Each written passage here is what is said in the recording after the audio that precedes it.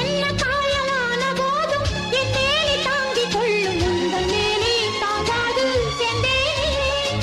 எந்தன் காதல் என்னவென்று சொல்லாமல் ஏங்க ஏங்க அழுகை வந்தது. எந்தன் சோகம் உன்னை தாக்கும் என்றெண்ணும் போது வந்த அழுகை நின்றது. மனிதர் உணர்ந்து கொள்ள இது மனித காதல் அல்ல, அதையும் தாண்டி புனிதமானது. அபிராமியே தாலாட்டும் சாமியே நான் தானே தெரியுமா? சிவகாமியே சிவனில் நீயும் பாதியே அதுவும் உனக்கு புரியுமா?